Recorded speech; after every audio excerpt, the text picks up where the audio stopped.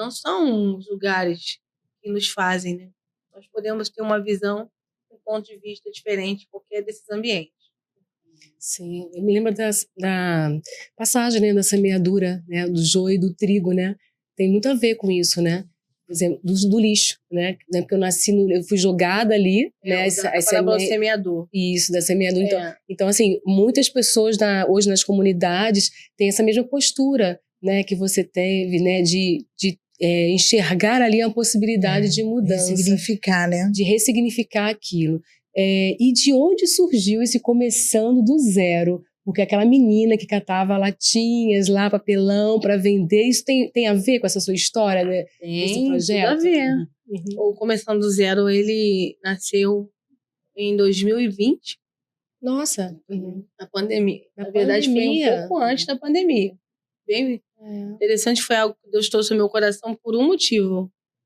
Eu havia tido um problema na minha empresa principal. Vou usar a linguagem, né, que as pessoas utilizam para falar de empresas. Eu quebrei, né? Eu não gosto de falar que eu quebrei, porque eu falo que eu quiquei. Boa! Outro lugar. Aprenda aí, pega a dica. Quicou. Eu não quebrei, eu quiquei, né? Você foi para outro lugar melhor. Você foi para outro lugar melhor. Por que eu não quebrei? Porque foi o princípio do ensinamento da minha avó. Eu não quebrei. Eu estou inteira. O que eu fiz que deu errado. E as pessoas não conseguem ter essa concepção. Não foi a Fabiana que quebrou, foi o negócio mal feito. Talvez eu me emocionei, escolhi coisas erradas, contratei gente errada. Talvez você escolheu o ponto errado. Você escolheu um mau produto, você se emocionou. Então aí deu errado, mas não foi você. Eu sou uma pessoa que eu nasci para dar certo. Amém. Glória a Deus. Eu não tenho dúvida. Jesus não morreu para ninguém. Dá errado. Né? Nós somos o alvo de um amor de um Cristo que morreu para todos nós darmos certo. O que dá errado é aquilo que a gente faz. As escolhas, né? Eu me lembro bem que quando eu estava no SSS com a Grace, aqui no Rio, eu vejo agora, eu consigo ver você entrando no hotel aqui na Barra, né? E você trouxe aquelas mulheres do projeto. Foi. Coisa mais linda. Depois a coisa mais linda foi, conforme os dias foram passando, e eu vendo aquelas mulheres sendo quebradas, transformadas, lapidadas, ressignificadas.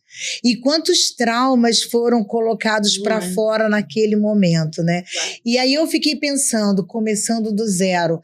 A gente, quando escuta isso, a gente pensa que o começar do zero é apenas começar uma empresa sem ter nada.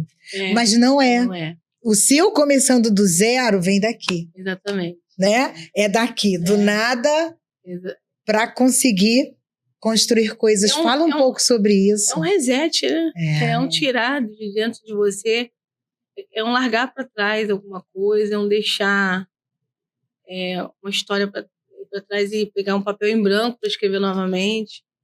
A gente sabe que nada começa 100% do zero. Mas quando a gente parte do princípio de uma história sendo escrita, eu pego um papel em branco mesmo. E eu escrevo ela de novo. Eu posso ter essa capacidade de fazer isso. É uma decisão. É uma decisão começar do zero. Eu costumo nem dizer que é mais do que uma decisão. Começar do zero é uma convocação. Isso aí. Eu não tenho escolha. Não há escolha. Eu não posso apenas só decidir. Eu preciso entender que eu estou sendo convocada. Quando eu vivi esse tempo difícil que eu quebrei, Eliane, e a gente passou essa fase da vida, eu tinha construído algumas coisas da minha história. Como eu disse, comecei a trabalhar a minha arquitetura lá no banheiro da minha mãe. Foi nossa primeira construção. Inclusive, na minha palestra eu mostro a casa sem o banheiro, e eu pequenininha lá.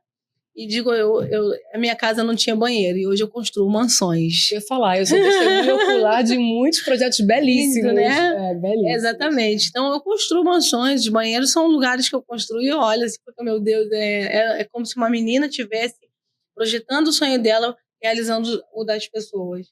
E o Começando do Zero veio dessa história toda de uma menina que construiu um banheiro, depois construiu a sua própria casa. Para que eu pudesse me casar, eu fiz 2 cômodos e um banheiro em Xerém, e eu mesma fui a mão de obra da minha casa, né? A gente é tudo, né? Pedreira. A gente desenha, constrói. O Alex, meu esposo, e eu, nós construímos várias etapas, não todas, né? Algumas a gente precisou do auxílio, que a gente não conseguia pagar, a gente ia fazendo. E como a gente tem um relacionamento bem de adolescente, Alex e eu, a gente construiu uma vida junto, né? A gente é amigo de infância. Alex é meu amigo de infância. Ele vendia verdura no carrinho de mão e eu vendia, na época, sacolé. A gente se cruzava no meio dos becos lá, né? E um menino nerd com óculos fundo de garrafa. E uma menina, eu falo que eu hostil, com cara de mal, boné pra trás. Tipo assim, qual é a moleque? Qual é a moleque? Olhando por quê? E aí a gente se conheceu e se tornou uma história interessante, porque de verdade eu sou extremamente diferente do Alex. O Alex sempre foi um menino inteligente, intelectual, estudioso, não que eu não seja, tá? Mas eu nunca fui essa pessoa de ficar com um livrozinho para cima e para baixo lendo, ele sempre foi o cara da leitura. Tanto que o Alex, depois que nós nos casamos, que ele conseguiu fazer a tão sonhada faculdade de matemática e especialização em física, ele deu aula para mim quando eu era adolescente de reforço. O Alex era aquele menino bonzinho da comunidade que todas as mães queriam que a filha ficasse perto dele. Queria que fosse genro, né? Delas. Ele era aquele menino referência, polido, que falava bonito, que lia muito, e usava óculos, estava sempre andando bem arrumadinho, mas eu não, era aquela menina de boné pra trás, soltando pipa na rua. A improvável, né? E quando eu lembro do Alex, a gente se conheceu soltando pipa. O irmão dele estava ensinando ele a soltar pipa, na laje de baixo. A minha casa era mais alta, minha laje de cima. E eu lembro da imagem do Alex, vestido de branco, com um óculosinho, e o irmão dele esticando a linha para ver se o vento batia. E eu lá toda, né? E eu falei que a linha dele toda branquinha, não tinha um cerol, mas a minha tava com cerol até na rabiola.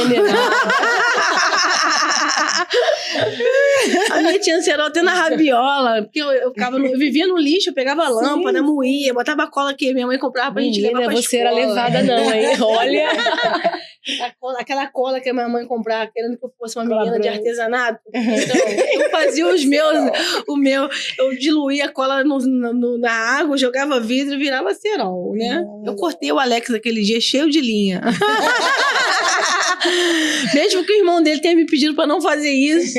E eu começando hoje, faz isso não. E ele falou, mas ele tá aprendendo agora, por favor, não corta ele não. Eu falei, tá valendo, pode mandar ele, manda ele mandar a linha. Ele mandou a linha.